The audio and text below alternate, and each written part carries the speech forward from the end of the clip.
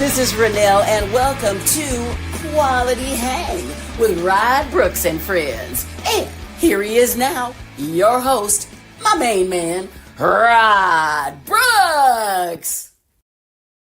Thank you very much, Renelle. I am Rod Brooks, and welcome everyone to Quality Hang. As always, I'm joined on this broadcasting adventure by my friend, my partner in crime, the co-host of Quality Hang. He is Marcus Osborne. What up, dog? How you doing?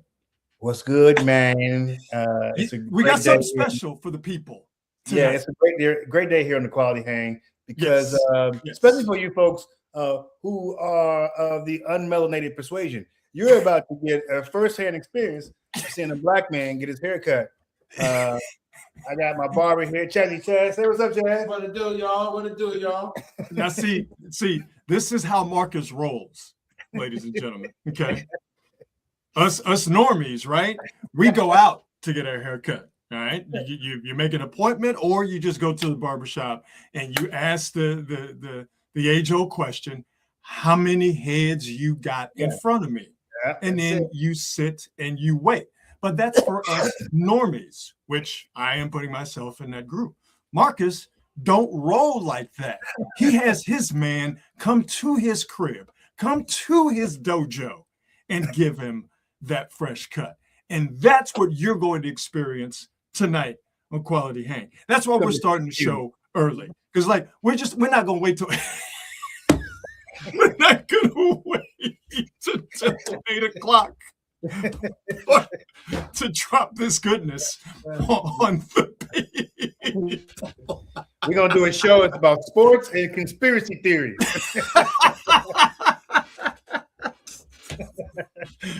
It's all going down tonight.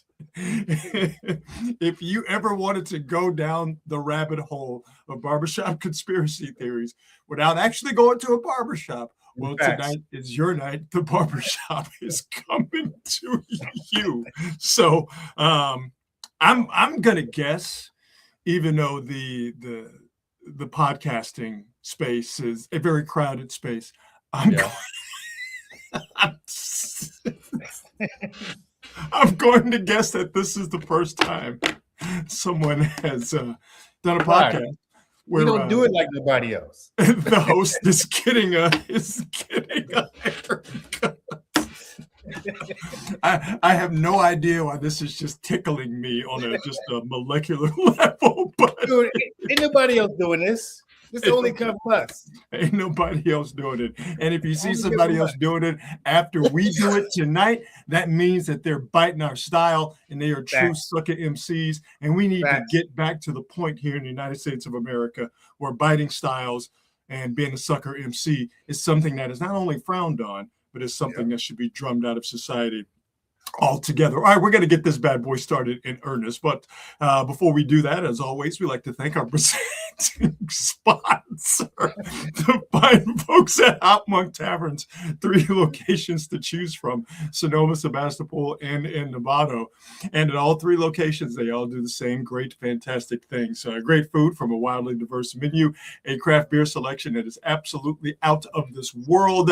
And as far as live entertainment goes, to me, they do it better than anybody else here in the Bay Area, because at all 3 Hop Monk locations, it's so diverse. You'll get touring acts from around the country that will make the Hop Monk Taverns one of their stops as they crisscross this great country.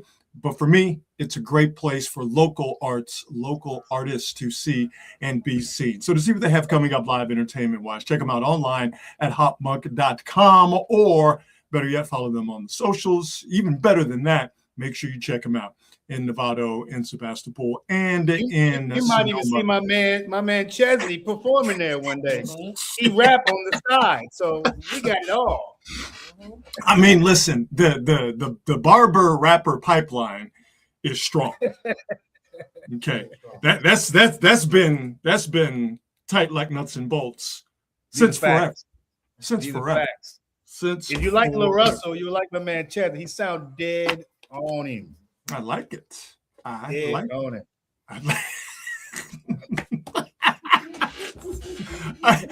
I'm sorry. I'm just gonna break out into giggling laughter every time I look at the screen. But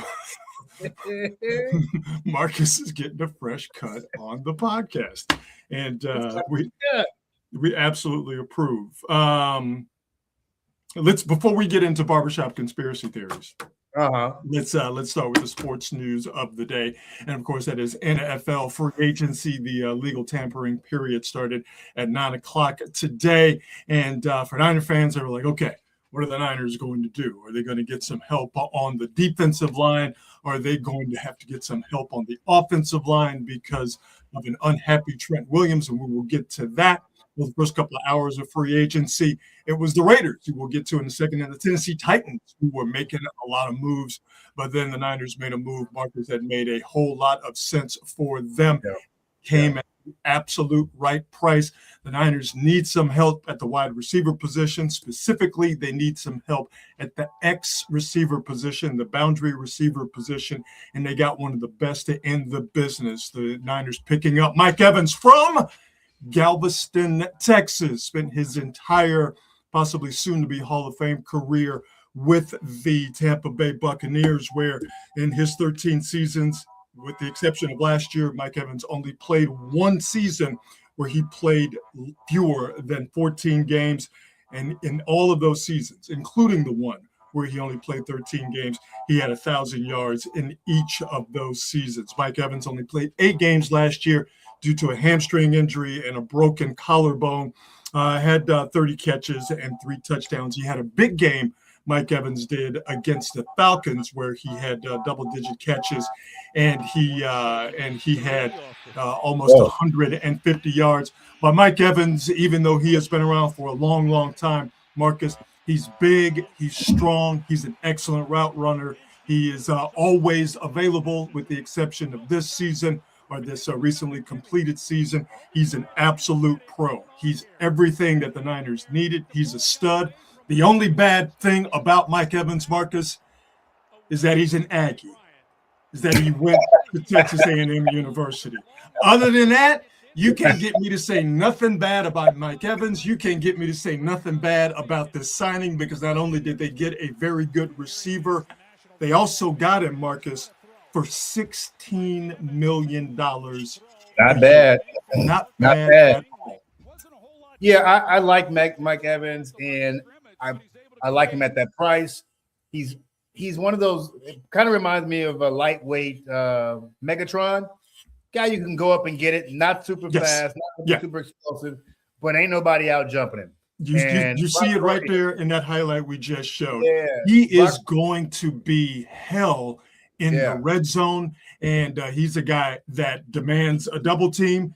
You got to have a safety looking at him. You got to have a safety paying attention to him. And not only does that help everybody else in the pass game as far as receivers are concerned, that also helps the Niners in a run game, because that means that safety is not cheating down to stop the Niners ground game. So, yeah, you're 100% right, man.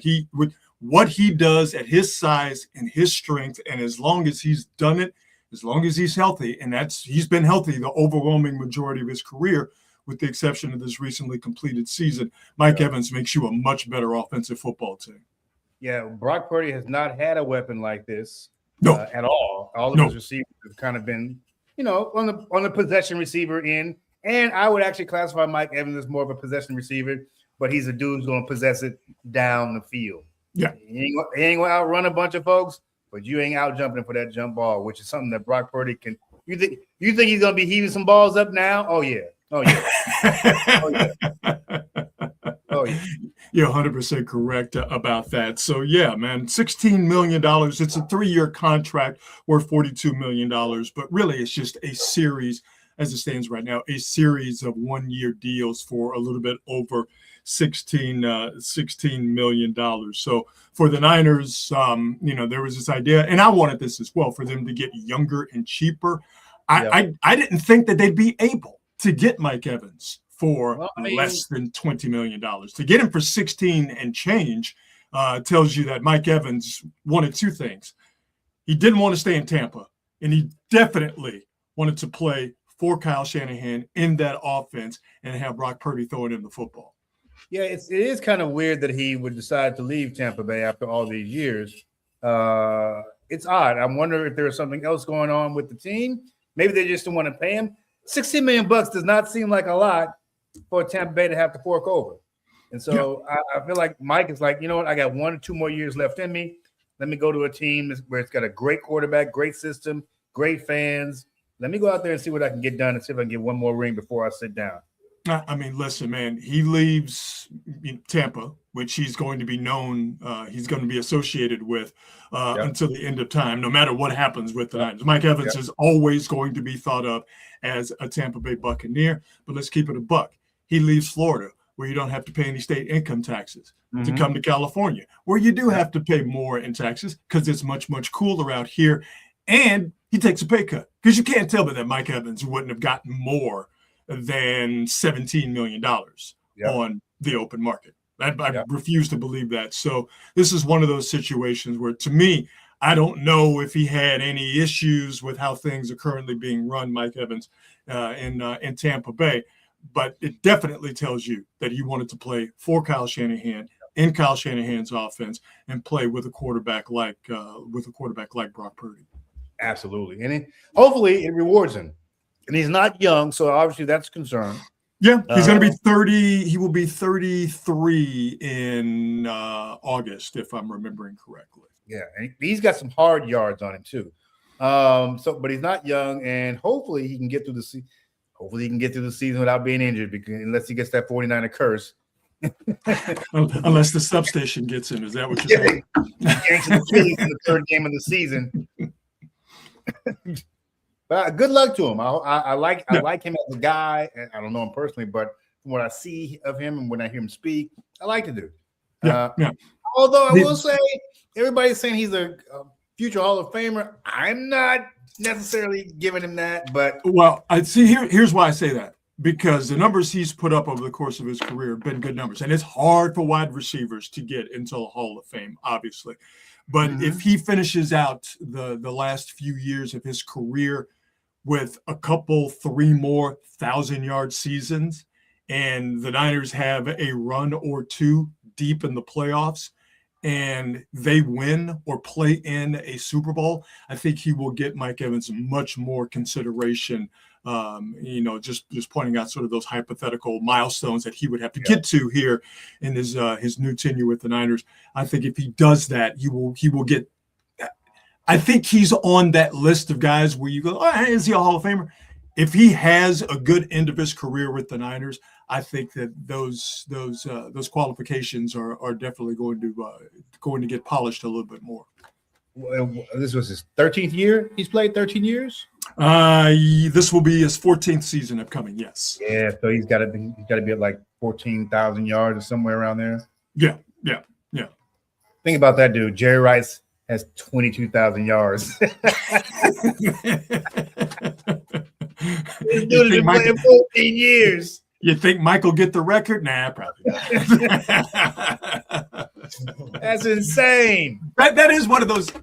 It's you could do this in basketball with Wilt Chamberlain and LeBron, Wilt and or LeBron. Elgin Baylor is another guy you could do that with. In baseball, the obvious guys, Babe Ruth and Hank Aaron and a handful of others. You can talk about a guy having a great career. Yeah. And then you'll look at a stat from Jerry Rice, or you'll look at a stat from Hank Aaron, or you'll look at a stat from Wilt Chamberlain or LeBron James and go, yeah, that guy had a great career. He's not going to get anywhere close to what the not even close. Not even close. This is why people, I don't understand folks who talk about Jerry Rice is not the greatest receiver of all time. Well, it's just silliness. The dude has 22,000 receiving yards. Yeah. Well, we've talked about this before. There are enough people out there who have opinions about sports who have not seen Jerry Rice play. Yeah, we saw him play. All right. We saw him play, not just on television. We saw him play in person, and we saw the league at that time. So not only do we know how good Jerry Rice was, we know how the game was different when Jerry Rice was out there putting up crazy numbers. What, he led the league in touchdowns one year in strike season. Well, he only had 12 games. Yes. And there are people who didn't see that, don't know it, and then don't understand that context. They will just have absolutely no idea as to how good he was. I literally have folks telling me that the 49ers didn't play, that Jerry Rice didn't face any great corners and great athletes. Like, what? Rod Woodson? Deion Sanders? That's the kind of stuff where in the right kind of barbershop, that should get you thrown out of that barbershop, right? If anybody comes to the barbershop, and I don't care where on the planet this barbershop is, right? Yeah. I don't care if that barbershop is in East Oakland or if it's in East Bumfuck. If somebody comes and say, well, Jerry Rice didn't play against nobody, then that's person crazy. Needs to be thrown out of the barbershop like Uncle Phil used to do Jazzy Jeff on the Fresh Prince of Bel-Air. Like that, you should just see that person flying out of the barbershop because that's the craziest thing anybody has ever said. It's insane, dude. It's insane. Absolutely. Harold Green. What? Come on, man. Let me just say this. I think it's easier to rack up receiving yards now than it was when Jerry was playing. Oh, sure. Yeah. But here's the problem. Ain't nobody going to play as long as Jerry did.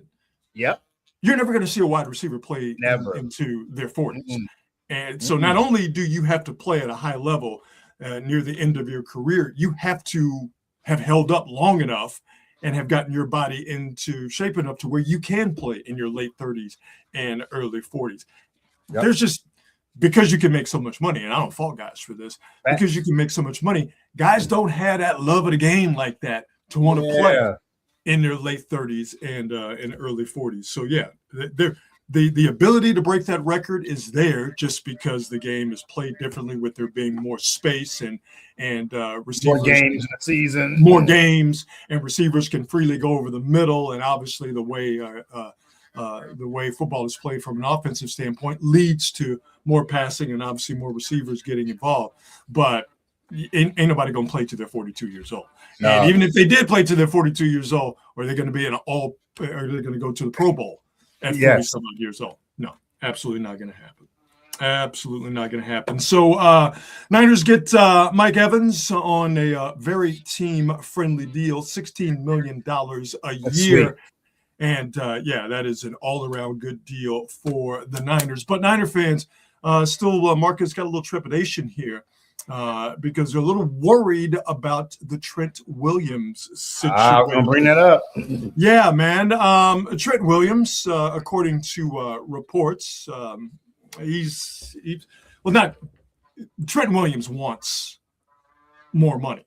Of course he does. He wants more upfront guaranteed money. He's in the last year of a 3-year deal that the Niners will have to pay him $32 million if he plays this entire season. He's going to get $10 million in a signing bonus in the next few weeks. And then if he plays the entire season, he will get the remainder of that contract. Trent Williams, who, by the way, his play has not dropped. Okay, it took him a couple of games to get in shape, but once Trent Williams got in shape, Trent Williams proved not only to be one of the best tackles in football, he proved to be just as important to the Niner offense as Brock Purdy, as Christian McCaffrey, as George Kittle. And I think you can make a case that as important as all of those guys are, particularly Brock Purdy, playing a very important quarterback position, Trent Williams is the guy that makes that offense go. And Trent still playing at a high level kind of has the Niners here in a pickle because you need him.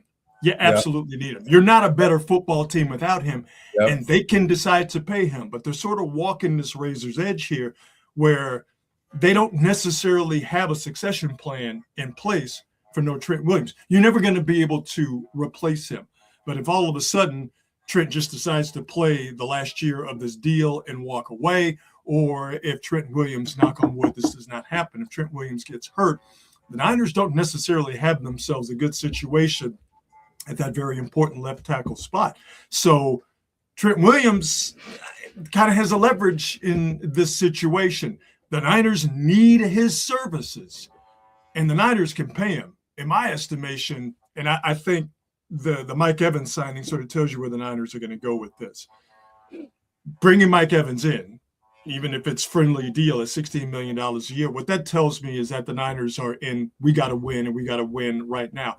I don't think you get Mike Evans and go, well, now we're not going to keep Trent Williams. We'll trade him for they got him for a third and a fifth round pick. Yep. If somebody wants to dangle a one at the Niners, you definitely think about it. I don't think that's going to happen. If somebody starts to dangle a nice second round pick at the Niners, something you need to think about. I don't think it's going to happen. So to me, getting beyond that, and you start talking about third, fourth, and fifth round picks, I'd just rather pay Trent Williams a little bit more, give him some more guaranteed money, and then finish out this season, or maybe get a 1 year 1-and-1 for the next couple of years, and then get that left tackle succession plan in place. But to me, I don't see him being traded. I don't see Trent Williams, of course, not playing this season and not taking the money. And to me, it would be in the Niners' best interest, and it makes their football team a lot better if you have Trent Williams protecting Brock Purdy, which makes your football team better. Listen, this dude is the ultimate businessman. And here's the thing, the 49ers had to know this was coming because he does this every single year. So they had to know it was coming, and hopefully they were prepared for it, much better prepared for it the last couple of times it's happened. But they got to have the dude. I mean, you want to make your quarterback's life as easy as possible. You got your new toy, Mike Evans. You want to make sure all that stuff is in place. Trent is getting his money one way or another. Yeah. Here's the thing. I don't think he's bluffing about leaving. Like I think if somebody offers him the money, he'd be up out. Well, but the thing is that it's the last year of the deal.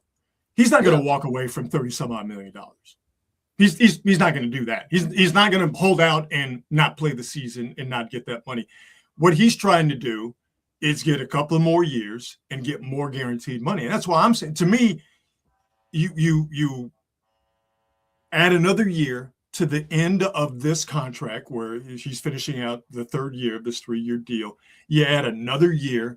You give him a boatload of guaranteed money. This is not necessarily even a salary cap situation. The Niners are fine with the salary cap, and they know how to manage the salary cap. It's just a matter of whether they want to pay money to a guy who's still playing at a high level, but he's closer to the end of his career than the beginning, and he knows the Niners don't have anything better behind him at left tackle, and the Niners know they don't have anything close to him as far as left tackle. So he's got the leverage, and he is, as you mentioned, he's a businessman.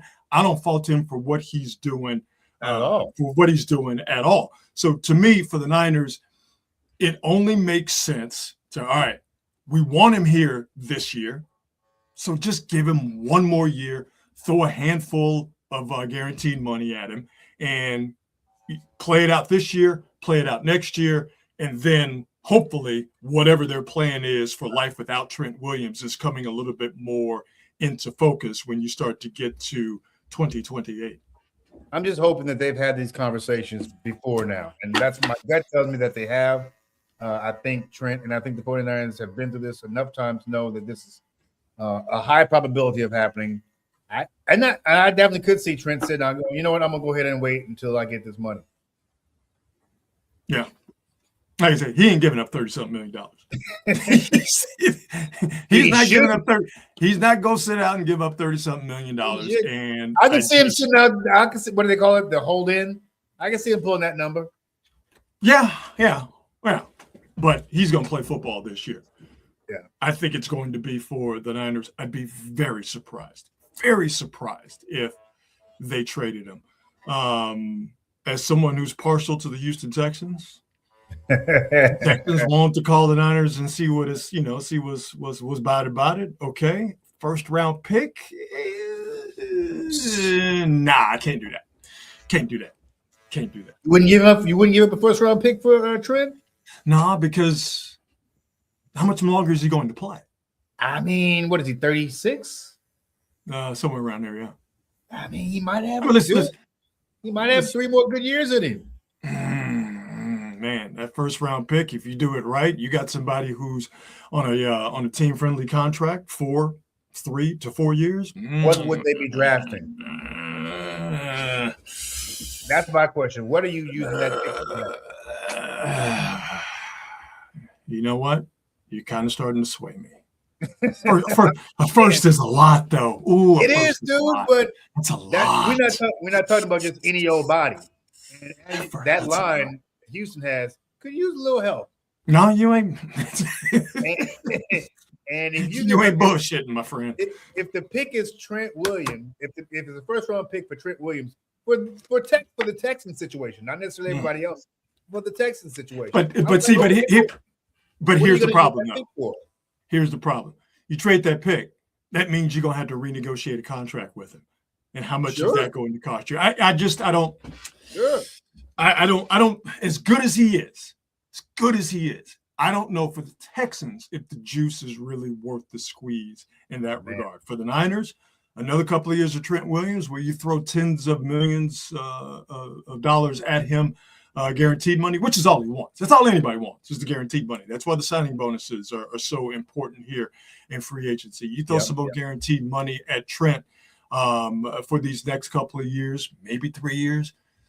I think that's a situation that makes the most sense for both parties and both parties involved. So I don't know. We shall see. But this idea that the Niners are looking to move on from Trent Williams, they might be open to trading him for the right price, for the right for the right draft picks and the right amount of draft picks. But this idea that they are looking to move on from him because Trent Williams would like more guaranteed money.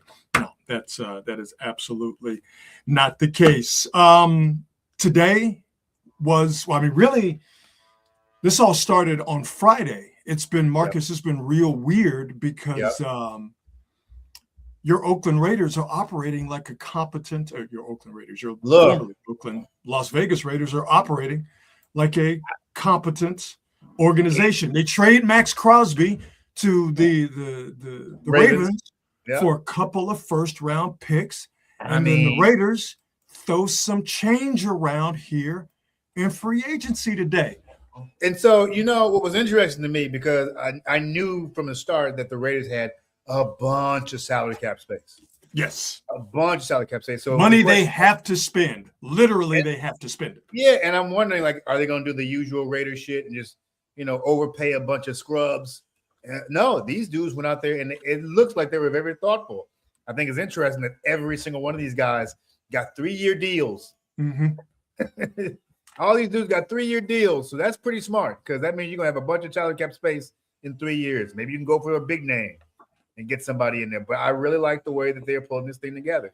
It does feel like a competent NFL professional football franchise. They spent a lot of money, particularly on Tyler Linderbaum, but he is best center in the NFL. It makes a lot of sense because not only have the Raiders spent draft capital on the offensive line, which is not very good last year, but that seemed to be more of a coaching situation than anything else. Number one pick, more than likely, is going to be Fernando Mendoza. Makes sense to have the guy he's going to be the closest with on that offensive line. His hands are literally going to be under his rear end more often than not. You want to make sure that position is filled by someone who is very, very good. And if that means you have to wildly reset the center free agent market, then that's just the cost of doing business. If you're the Raiders, because they gave that dude $81 million. I ain't saying he's worth it. I ain't pocket watching, but the fact that a center got 3 years, $81 million, and I want to say it was like 50, 60 some odd guaranteed. I forget exactly. That is a wild thing to see happen in real time. Yeah, and I'm not even mad at it. And the other thing that's notable is they picked up a couple of linebackers, which I was wondering if they would do this, but it does seem like they're trying to move towards a 3-4 defense. Yeah. Which, by the way, they haven't had a 3-4 defense in decades. I can't tell you the last time I saw the Raiders with 3. It's probably got to be like the 90s, dude, or even the 80s. Yeah. They have not used a 3-4 defense. So this is going to be really interesting. And the two linebackers, and I understand going to the 3-4 as well. Yeah. And the linebackers that they picked up, Walker and Dean, a couple of Georgia guys, and I take no great pleasure in saying this, but you got to keep it a buck. You can't go wrong with Georgia football players. Now you don't want to let them in a car, but you cannot go wrong with Georgia defensive players. That was a cheap shot, but hey, man. But fair. Look it up. Yeah. I'm not sure about this receiver, so that'll be interesting. I'm not sure about this guy. Oh no, Naylor, he can play. Yeah, he could play for sure. Is he good though? For sure. It's in the eye of the beholder. He's not a scrub. Let's put it that way. Jalen Naylor. I definitely feel like the Raiders need, and maybe they'll draft somebody who they expect to become that, but they've got to have a dominant receiver. He could play. For those of you who are just joining us here on Quality Hang, you wonder, wait a minute, you guys normally start at 8 o'clock. Why'd you guys start so early? As you can see, this is a very special edition of Quality Hang, and I just felt like we had to get it started because as you can see, you know what? I'm just going to put Marcus fully on the screen. I'm going to take myself out here. Marcus is getting a haircut live on air. We got no, that's just me. Hang on. I tell you what, I'm going to lay out, and I'm just going to let the folks see Marcus get a haircut. Marcus, introduce the folks to the man making you look good. This is Chaz. Chaz is the beast, man. He's a beast with these clippers. There we go. And he's an MC. This is my when I moved back to the Bay, I was struggling to find a barber. And I went to a few people. I found this cat in San Leandro, California. I'm like, I'm never leaving him. He's like a lover. I'm never leaving him. Hey, listen, man. He just going to that full screen. Got you looking tight, my brother. He's got you looking. He gonna do it. He gonna do it. Got you looking good. He's got and you. You know how good. it is. You know. You a brother. You know how it is to find your barber. Do I know? First and foremost, I need to go see my man Tino in San Rafael at Barber's Garage. Shout out to the homie Tino, and I've been down with Tino since. Ooh, let me think about it here. 2006. Dude, that's longer than people been married. 2006, yeah, that's man. older than people's kids. Yeah, man. Listen, for brothers, your barber, that's a tight relationship. It's a tight relationship. It's an important one. What'd you say, Chaz? Ladies will never understand. No, they won't ever understand. I didn't hear. What did he say? He said they won't ever understand that. No. You can't let everybody touch your head. I mean, that's all it boils down to. You can't let everybody touch your head. People don't really understand the black barbershop culture. Nope. And Nope. I know they heard the rumors in the myths and the stories, but you got to go in there and it's not a place for the faint of heart. No. You can't be weak when you step in there. You got to be ready to go on all issues. And motherfuckers don't even be knowing about nothing and still be talking about it. Because you have an opinion and you better be able to back it up. Yep. That's what it boils down to. Now, are you backing it up with facts or are you backing it up with made up facts? Yeah. Listen, both, that's the beauty of the barbershop. But if you go say something, you better be able to stand your ground. But yeah, that's the barbershop, man. That's where important and not so important matters get discussed. There's a commerce element to the barbershop. Not only are you paying for the cut, but you might go to the barbershop and walk out of there with what used to be walk out of there with tapes and CDs and DVDs. We don't do that no more. Steaks, clothing, shoes, jewelry, animals. Have I seen puppies get bought at barbershops? Absolutely. I've seen reptiles get purchased at barbershops.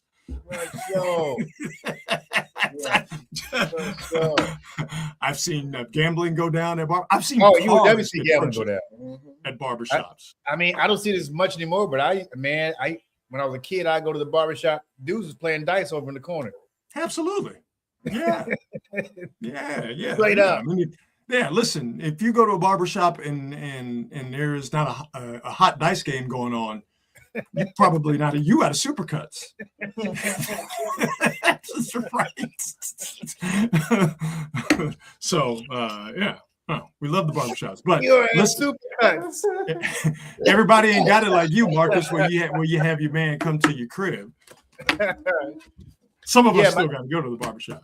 Well, he left his original shop. I'm like, dude, I can't lose you. It's like a Notebook, like the movie The Notebook. I can't lose you.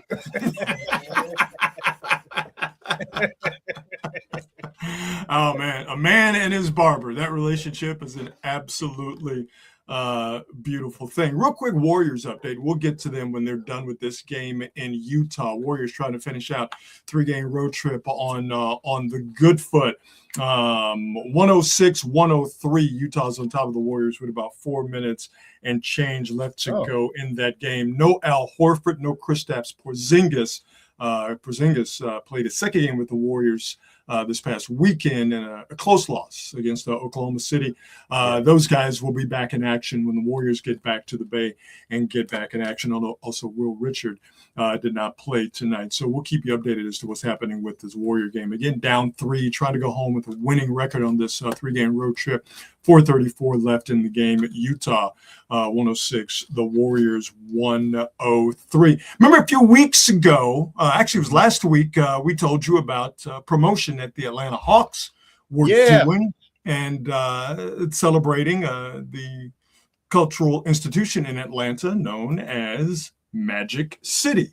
Had a whole big thing happen, and they had the Magic City hoodies that were available for pre-order if you bought tickets to that game. They were going to have T.I.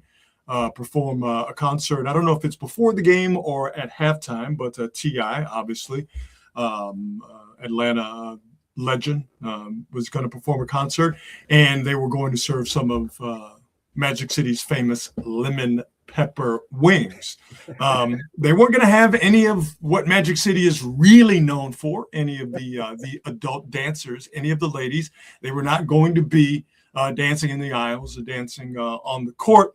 But once this promotion was announced, a lot of people looked at it as, well, that's the most Atlanta shit of all time. Also, a lot of people looked at it as, ultimately, it's not that big of a deal, but it is kind of trashy. And then there were some people who were saying, nah, this is a bad idea. Well, there was enough hubbub to where the NBA got in front of it and said, no Magic City night for the Atlanta Hawks. Adam Silver issued the following statement today, and I'll just read it for folks who are engaging in the audio version only of Quality Hang tonight.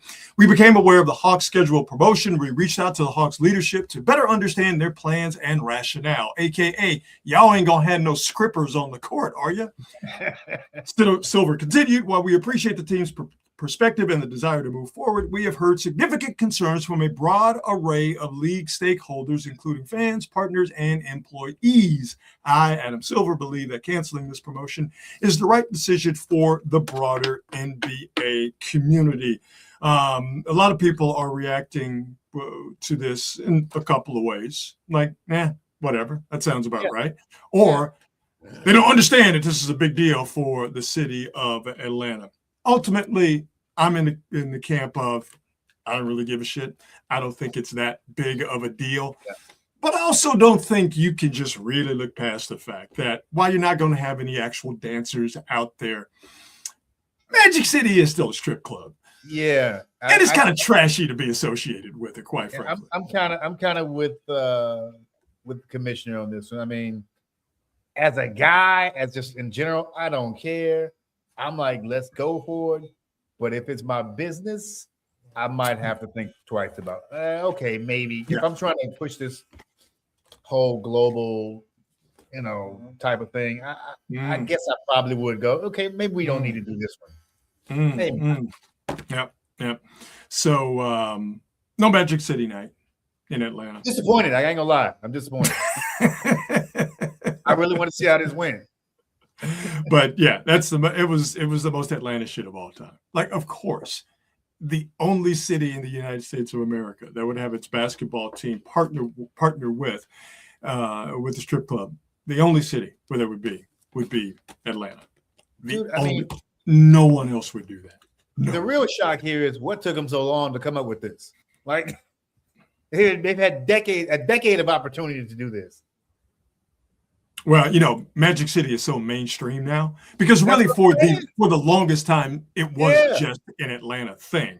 But now because of really it's hip hop. We talked about this when we first talked about this story last week.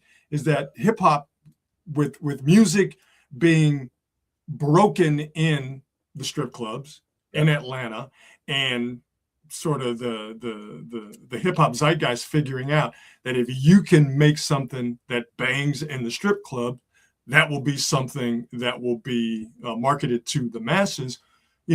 Once that started to be a thing in hip hop, more people became aware of Magic City and those clubs and those environments that are similar to Magic City. So I would think 10, 15, definitely 20 years ago, if you've been to Atlanta and you've been to Magic City, you knew Magic City. If you'd never been to Atlanta, probably had no idea what Magic City was. You could probably hazard a guess, but you had no idea truly what Magic City was. But now, because it has gone mainstream, mainly due to hip hop's influence, there are more people who know about it now. And so while it is now, I guess, more mainstream, the connotation is there. And I've seen a lot of people bring up, well, the NBA is in bed with alcohol companies, and obviously in bed with everybody is.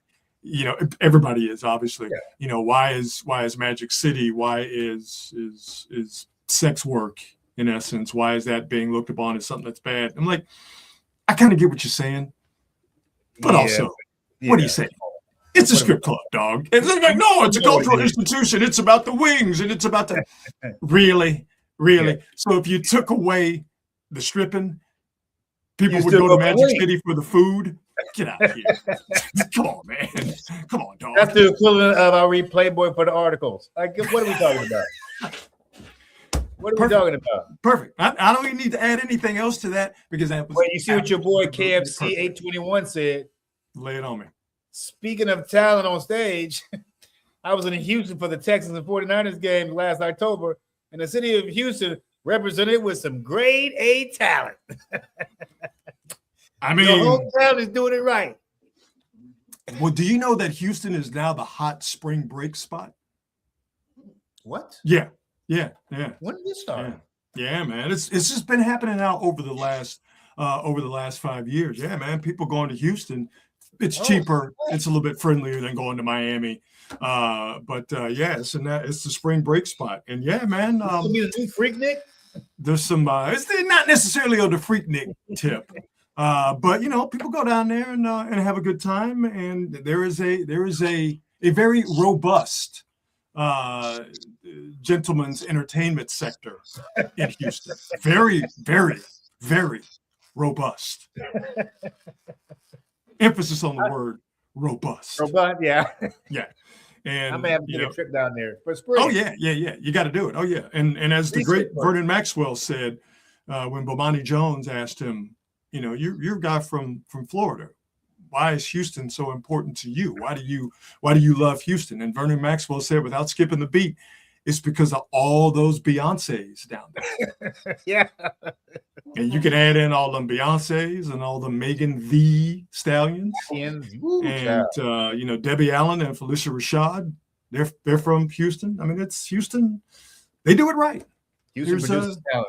There's some talent down there, for sure. A lot of talent. Absolutely, for sure. And the food is good, too. And really, you definitely want to go to Houston now because by June, it's hell on earth. Man, who you telling, bro? Who you telling?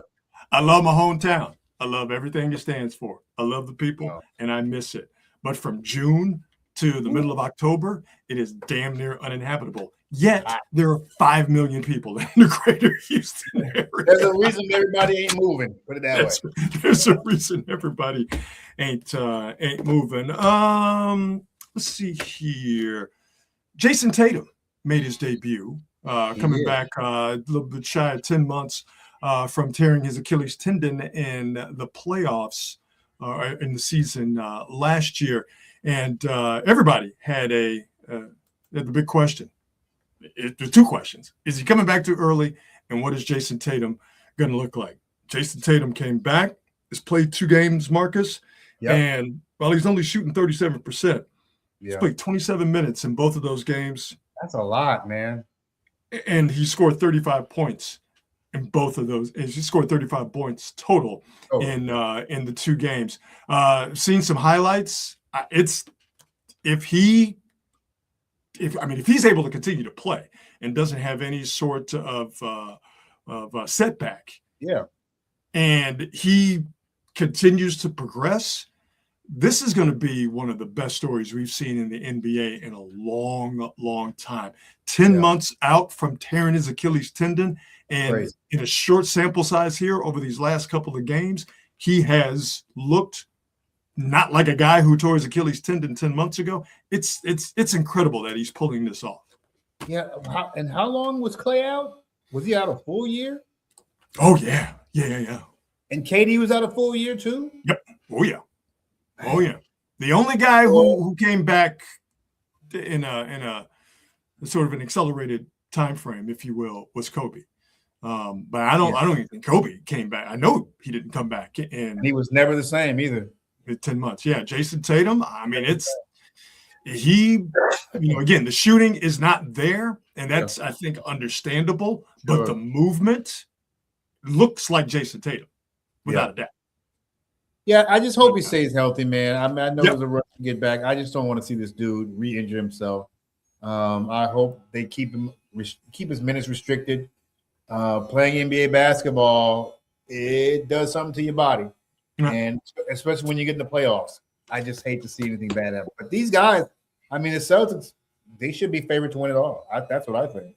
So far, so good for Jason Tatum. Remarkable story. 2 games, 35 points total in those 2 games in 27 minutes in each of the games, and seems to be no worse for wear. Getting down to the nitty gritty, Utah 116, Warriors 113. Warriors trying to inbound the ball with about 30 seconds left to go in the game. We'll keep you updated as to what's happening in that contest. How about we do some on this date? Yes, sir. Let's get into it. On this date, man, we are already at March the 9th. On this date, I know, right? We go all the way back to 1959, where the first Barbie doll was introduced at the American International Toy Fair. It's funny to think that there was a life before Barbie dolls. Like, you think like Barbie dolls have existed since forever. 1959 was a good amount of time ago, but it hasn't always been there. Right. It's crazy that Barbie dolls are a relatively sort of modern. You think about Barbie dolls like you do teddy bears, like it's something that from the old days. But Barbies are relatively new inventions, so to speak, and it was introduced on this date in 1959. The interesting thing about stuff like Barbie is how it just blows up. Yeah, and not just blows up, but becomes an institution and a cultural icon. Yep. Something as simple as a doll, and it's not like there weren't other dolls. Right. Yeah. What was it about the Barbie?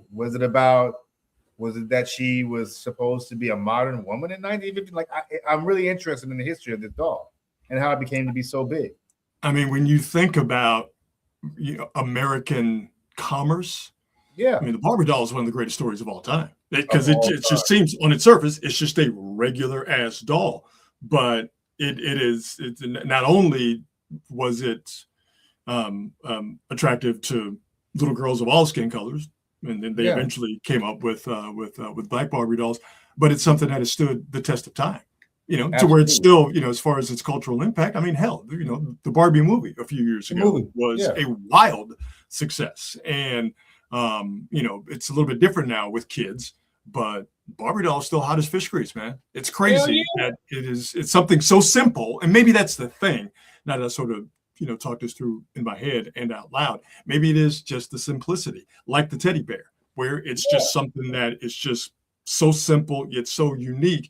It speaks, not literally, but it speaks and it has staying power. It is normally the things that are the simplest are the ones that usually have the staying power. 100%. It actually kind of pisses me off. I sit around thinking all the time, what can I come up with that'll make me a billionaire? And these dudes, let me just make a doll. And I'll be worth billions of dollars. I'm sitting there thinking about what kind of app can I come up with? And he's like, let's just get a doll, a little white chick, throw a little dress on her, give her some. Maybe let's throw a little fake boyfriend in there, Ken. And it worked. It's just. It pisses me off so much. And it worked. And it worked like a charm, and it's still working to this day. On this date, March 9th, 1959, the Barbie doll was introduced at the American International Toy Fair. On this date in 1987, U2 released the Joshua Tree. Yeah. I am not a U2 Yeah. fan. It just don't speak to me. However, I'll move this graphic here. The first 4 songs on this album, Yeah. it's just banger after banger after banger. Where the streets have no name, I still haven't found what I'm looking for. With or without you, Bullet to Blue Sky. Those don't suck, dude. They don't, but man, let me tell you something. I don't know if you can find an album. I'm sure there are albums out there. I'm sure the Beatles have pulled it off. Maybe the Rolling Stones, Stevie Wonder, I'm sure has pulled it off. I'm sure Prince and Michael Jackson have done so as well. But those first 4 songs on the Joshua Tree, undeniable, like the totality of the album for sure. And what's interesting about that Joshua Tree album, I remember my graduation year, and I remember like it kind of exploded out of nowhere. Like just it was such an unexpected thing that it would blow up the way it did. Yeah. I mean, it was one of the fastest selling albums. And U2 put out some good stuff before and put out some good U2's debut, I think, is one of the greatest debut albums of all time. And U2 put out some good stuff after the Joshua Tree. I don't know. I think this one, the songs are undeniable. But I think this one hit. It was the right group making the right music at the absolute right time.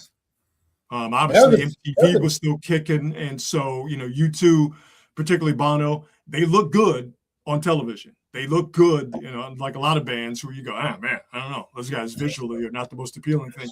U2 look good on your television screen. So they had the look.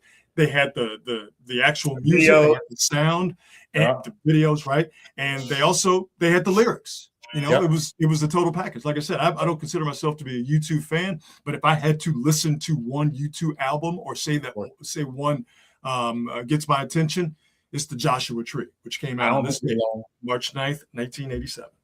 I don't think you're alone. That's a great album. Yeah, fantastic album.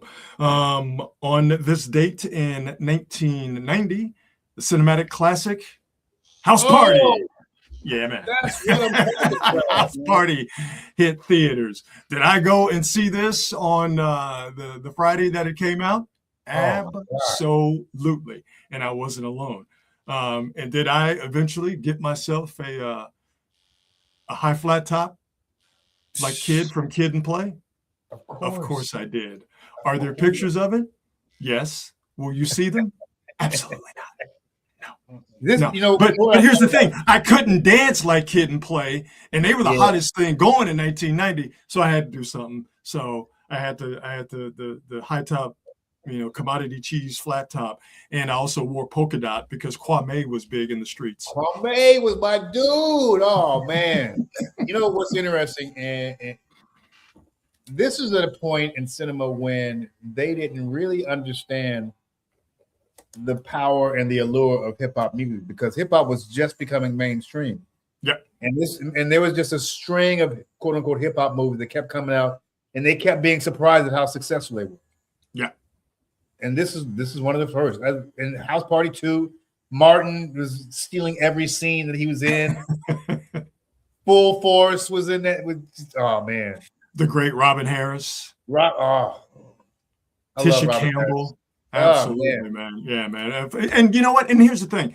It's been a few years since I've seen it, but I've run across House Party recently. Yeah. What's fantastic about it's not as sad, but it's our generation's Cooley High, where it showed young black teenagers, because House Party, so I was a freshman in college, to show young black teenagers and the music being the soundtrack, to show us on a movie screen, and to show our culture, and to show the music that we liked, and to show our fashion, and to show the dances that we were doing. It was huge. Like it was cool to see a movie, right? The house party culture, exactly. They hadn't seen that. Right. I don't even know if they still have house parties, but well, you know what they do now is that they find Airbnbs and then spam the invite on whatever social media platform these young Thundercats are using, and then they trash the house. But yeah, to show the whole house party culture, it was cool to see our culture at that time be put up there on the big screen, and that's why it made so much money. And it's a good story too. It still holds up. The humor is still there. The music is not dated. The dances, even though people don't really get down like that anymore, it's not dated. The actual dance scene in the house party, party, I think is a really good bit of cinema. So it was, just thinking back on it, it was really cool to see our culture, where we were, as far as hip hop and rap was concerned, and the fashion and all of that, the hairstyles. It was cool to see that represented in a positive way, and in a way where there was, and because I believe Reginald Hudlin, maybe it was the Hudlin brothers. Yes, it was. Where it was that the culture was being revered, and it was being shown in the right way, if that makes sense. It makes complete sense, and it wasn't a hood movie, which is the other thing. And there's a place for that for sure. Yes, but it was nice that wasn't forced into House Party, because that's not what it was. Yep. And that's what I liked about it, was like, because that was also a period where we're getting a bunch of hood movies, which I'm not anti those. I love them, but I like seeing this other side of it. And this came out, and then right after that, Boys in the Hood comes out. Like we got to see this mosaic of Black culture that folks really had only heard about. Yep. And they had only heard about it in songs. Yep. And they got to see it portrayed on screen, which I love that, man. No, man.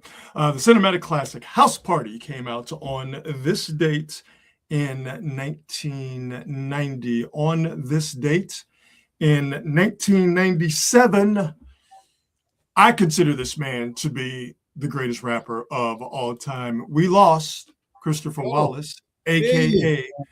the Notorious Big, murdered in front of the Peterson Automotive Museum in L.A.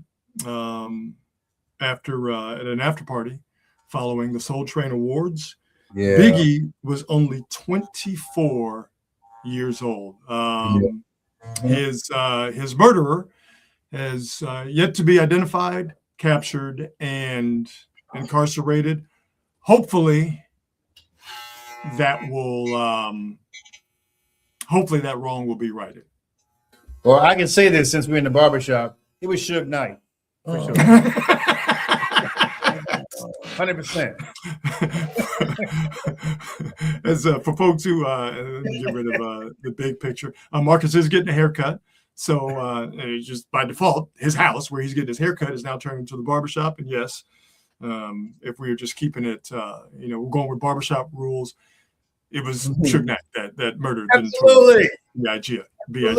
Suge should pay for that crime, quite frankly. Yeah, he's sitting in the pen now. I don't think he's very healthy either. No, I think he's like going blind or some shit while he's in jail. Oh, really? So sad. So sad. But, you know what's really sad and what's really pathetic about the whole Suge Knight situation was that, just as a black man watching him, that death row could have been something incredible. Oh my God, yeah. If only he had just stuck to the business side of it, he could have done all the things he did with that company without all the other gangster bullshit. And it's just situations where you got too big, too fast, with nothing but young 24, 25-year-olds running everything. It really is one of the great woulda, coulda, shouldas of all time. Yeah. But Suge Knight was a sociopath. Yeah. A sociopath.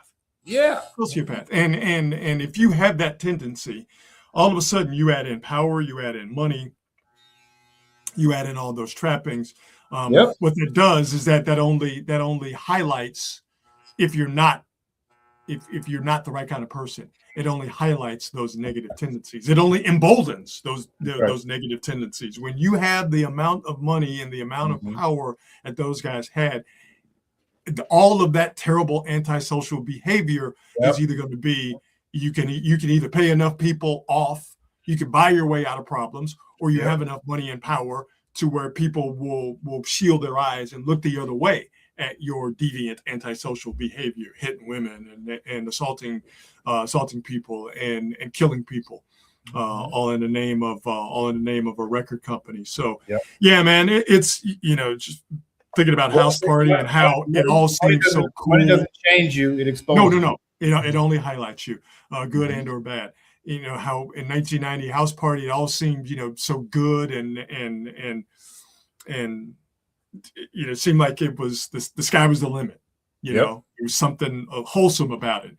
And then you get to 1997 and we lose Big, and then we lose Tupac, and then it just I'm not saying it spiraled, but you go from sort of those innocent times of 80s rap into what we got into the early 90s, and then you get to 1997 on this date losing Big and losing Tupac. It seems like in the 60s where you had the hippie culture and we're all going to band together and we're all going to get along, and then you lose King, and then you lose X, and then you lose Bobby Kennedy, and then you have the Manson murders, and then you have Altamont, and you're like, okay, that's the end of that. Yeah, we went from Sugar Hill Gang to Curtis Blow to Run DMC to to the Beastie Boys to the whole to Kid and Play and House Party. And it was all great, and then we got Suge, and then we got Puff, and then we lost Tupac. And then we lost Biggie, and it was just like, well, fuck it. Oh, well, what are we going to do? So, on this date, lost, I believe, the greatest rapper of all time. We lost Christopher Wallace, Notorious Big. Gunned down in L.A. He was only 24 years old. Wrapping up on this date, before we get to the best thing that I have seen today. On this date in 2020, Rudy Gobert instantly became the most hated man in the United States of America. So stupid. So stupid. Yeah. This is a few days before the NBA and then I was about to say the Western world, but really the entirety of the world shut down due to the COVID-19 virus. Rudy Gobert being interviewed, and we didn't know this until later. He had the COVID-19 virus. And got everybody sick.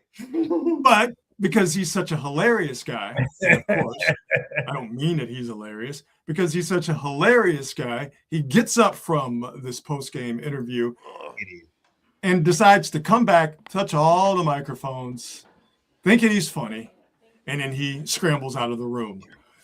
Come to find out, he had COVID, got everybody sick, in essence, got the league shut down, and then ruined everybody's time. On this date, March 9th, 2020, Rudy Gobert gave everybody the idea of when he gets choked by Draymond Green, you go, yeah, he shouldn't be choked, but it couldn't happen to a nicer guy because he decided to do this on March 9th, 2020. Yeah, that's why Donovan Mitchell hates him so much now.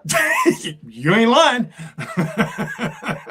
I certainly hope that they don't throw this dude up there for Defensive Player of the Year again. Like I've had about enough of it.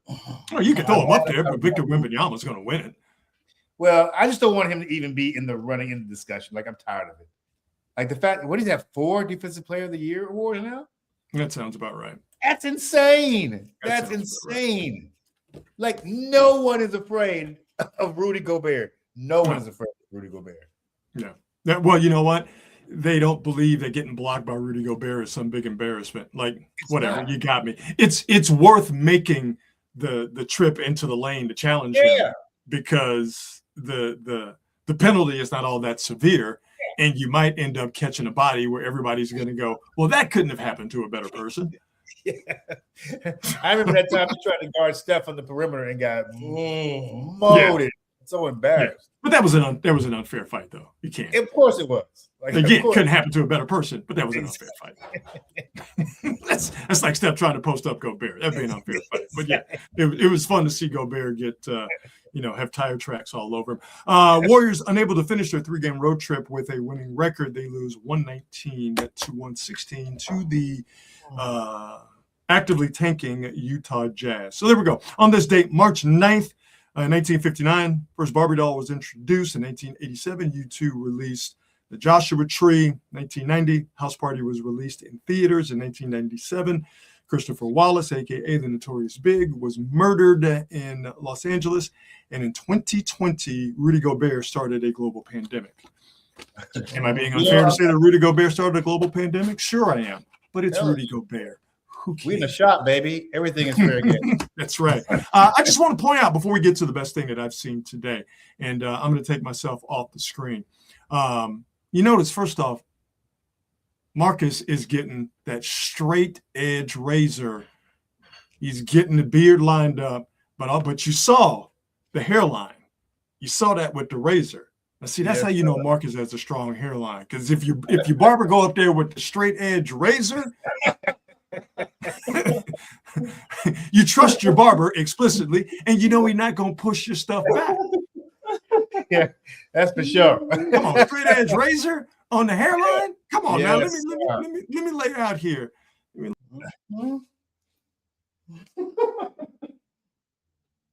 No, it's not bad. Okay, Chaz. Trying to let you know. And we're gonna let people know, because there's a lot of cats out there. Jalen Rose. There's a lot of cats out there faking and perpetrating, putting that Beijing in their head and in their beard because they don't want you to see the wisdom. They don't want you to see the gray, right? You notice that Marcus' hairline is strong. They ain't spraying none of that octopus ink in his head. He not getting that stuff on his beard. Keeping it real. They ain't getting that male BBL on his face. Hell no. You know what? I've always said, like, once it goes, it goes. I'm gotta let it go. Fine with cutting it all off. Gotta let it go. I'm completely fine with cutting it all off if I got to. I used to walk around with a bald head for years. I can't lie though. I have walked by the Just for Men section in Walgreens CVS. Have I slowed down a couple of times to look at it? Yeah, I ain't gonna lie. Well, I'll tell you what I've realized, Rod, because I tried the Just for Men, and I realized I just didn't like it. You look at it, and then once it starts growing out, I'm like, nah, I don't really like this. Yeah, it's just a pain in the ass. I'm just gonna rock this whole gray. It's not the end of the world.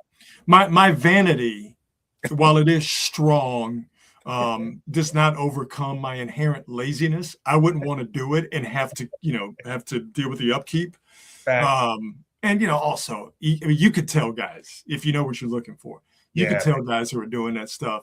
And how often do we just like elbow each other? Like, you see, he doing that shit. Like, I don't want nobody doing that to me. Dude. I don't want to be on your television and you're like, is Rod B doing something to his hair and his beard? Especially when dudes have this, it is hella dark. Like, it's hella dark. Like, bro, your hair is not that goddamn dark. Jalen Rose. Hey, man, Jalen Rose and I are the exact same age. How come his hair and his beard are as black as the Ace of Spades? He's the one guy that has not fallen victim to Father Time sprinkling some gray in his hair and his beard. That's why I won't do it, Rod. That's why I won't do it. Like, I'm gonna age out gracefully and cross my fingers for the best. To each his own, but I can't be faking the funk out there. No, man. I cannot be doing it. We always end the show with the best thing that I've seen today.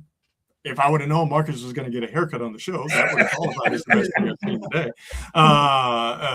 But I see something on the internets, and it becomes the best thing that I've seen today. And I share it with you in hopes that it will be the best thing that you will have seen today. Netflix is spending our subscriber money on a new series about dinosaurs. And I saw this. Yeah, and Morgan Freeman. I started watching over the weekend. Yeah. And Morgan Freeman is the voiceover guy for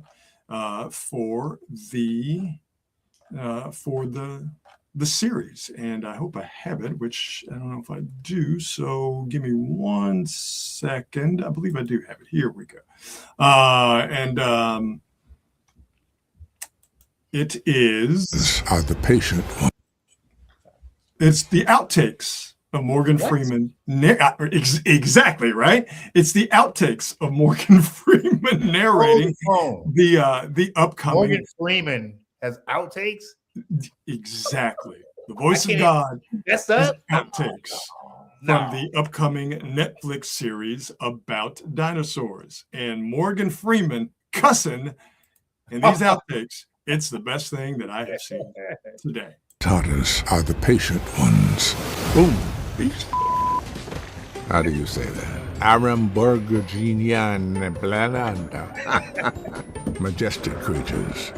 Giants. Gandalf. Now what are those?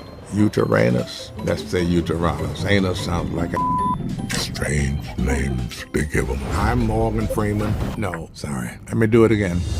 I'm Morgan Freeman, and I'm back. So there you go. Outtakes from Morgan Freeman narrating the Dinosaurs series that's on Netflix. That's the best thing I've seen today. I love that. I can't get enough of Morgan Freeman. Man, they need to go ahead and sell that separately somewhere. Just cussing out the dinosaurs. That'd be sweet. And you know Morgan Freeman can cuss. All right. Hell yeah. An old black man from Mississippi. Oh, he is a Jedi when it comes to cuss words. For certain. For absolute certain. So there you go.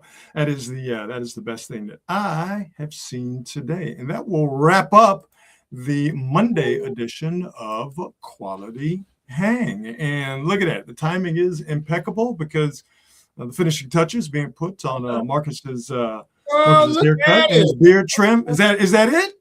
That it? What timing? Come on, man. What? It's like we know what we're doing. I'm gonna maximize Marcus one more time. Let's let everybody see. Everybody see. Got no nose hairs, people. He's good. Thank God I don't have any nose hairs. Goodness. No gracious. nose hairs. Nose, you get to be this age, nose hair and ear hair is just abandon your existence. Yeah. Let me tell you something. They didn't tell us anything about that. It's crazy how you can stop growing hair in your head, yet your nose and your ear produces tufts of hair that are visible from space. That's fantastic. Isn't aging wonderful? It's terrible. It's the worst part about getting old is that. Not I'm a prostate. It's not the constant backaches. No. It's not having to get up 2 or 3 times in the middle of the night to go use the bathroom. It's nose hair and it's ear hair. Yeah. It's terrible, bro. There you go. There you go, kids. Don't get old.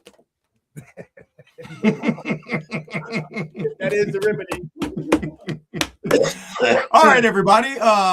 Before we get out of here, as always, we'd like to thank our presenting sponsor, the fine folks at Hop Monk Taverns. 3 locations to choose from: Sonoma, Sebastopol, and in Novato. Check them out online at hopmonk.com. Better yet, follow them on all the socials. Even better than that, stop by one of the 3 locations in Sonoma, Sebastopol, or in Novato. Marcus, shout out your boy one more time. Chezzy Chaz, cutting me up. In the building, man. Much love to y'all, man. Yeah, man. Yeah. We gonna hear some music from him at some point. Yeah, man. We're gonna get his Instagram, his Twitter, and all that kind of good stuff out there, man. Yeah, absolutely. Absolutely. All right, everybody, have yourselves man, Marcus, clean as the come on, man. Cleaner than a board of health, sharp as a and I'm out here. Look at my. It's embarrassing. You are shaming me into going to see my man Tino just because I haven't been on TV on the regular.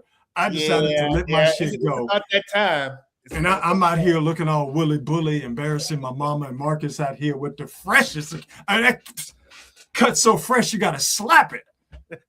I'm going to get a haircut. I'll see, man. I see you guys down the road. Don't forget. Be good and be good at it. We'll see you. Bye.